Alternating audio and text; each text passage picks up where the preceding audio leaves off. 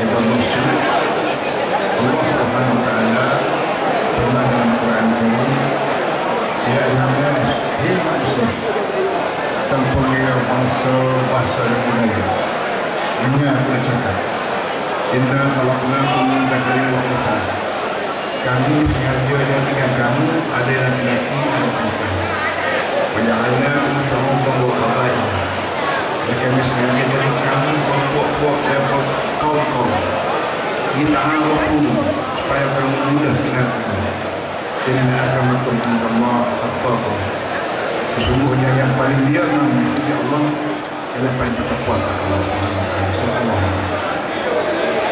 Yang mulia saudara fungsi majlis yang berbahagia, ahli jawatan kuasa yang mengadakan majlis malam ini, orang semua daripada berbagai kaum, berbagai bangsa dan budaya. Saya mengucapkan ribuan syukur kepada Allah Subhanahu wa taala kerana walaupun dalam keadaan saya tak berapa sihat, saya paksa diri saya sendiri datang ini sama-sama kempen bahawa tuan-tuan semua pada hari ini nanti saya lagi 2 hari lagi dan minta tuan-tuan semua undi calon yang disebut saya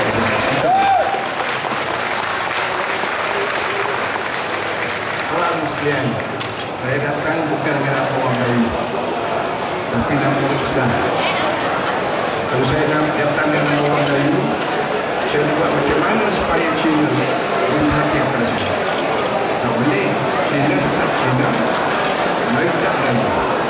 Kalau saya datang dengan Islam, semua bangsa boleh beri perhatian. Bila setuju, tak setuju dia punya pasal.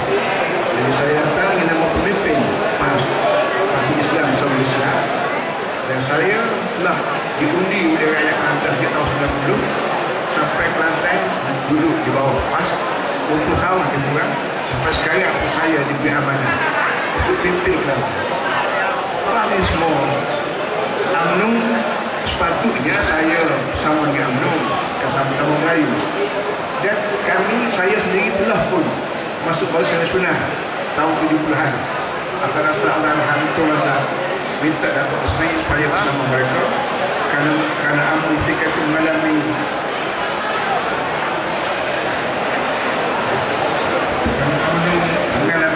kekalahan itu tahun 13 ini.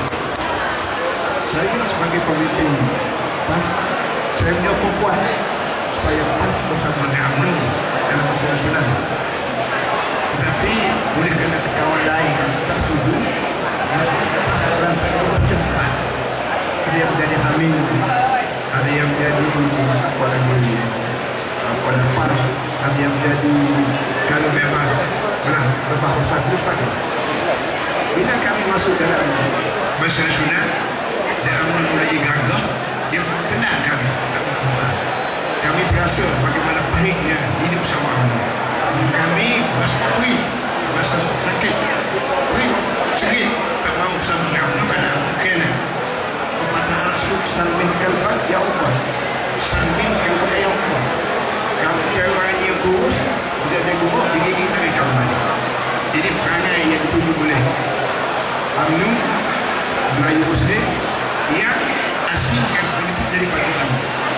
UMNO banyak pada manusia bukan mulai politik lain. Semacam UMNO yang ada Nabi lain, bukan Nabi Muhammad SAW. Kalau UMNO buat Nabi Muhammad SAW, dia boleh baca sejarah, boleh baca Quran. Dalam Quran ada segala-gala ayat. Ayat politik, ayat pemerintahan, ayat pentadbiran, ayat peperangan, ayat perdamaian, ayat ekonomi, segala ayat dalam Quran mengandungi segala-gala portfolio yang diperlukan manusia. Tapi oleh kerana UMNO sendiri tak belajar Quran, dia belajar benda lain, maka dia ajar pada ayat agama lain, politik lain. Arti bagi UMNO ada dua senarai, senarai agama lain, senarai politik lain. Siapa yang ajar pada UMNO bahawa hidup kita manusia ini ada dua senarai? Kalau senarai agama, itu adalah sopan. Dan senarai politik, ada rasa tak pandai. Yang menyebabkan orang Melayu sendiri sekarang ini mula dah pandai rasuah, mula pandai rombong, mula dah pandai buat macam-macam maksiat. Di semua ni berpunca daripada mereka fikir aku buat ni urusan politik. Arwah tu sudah merayu.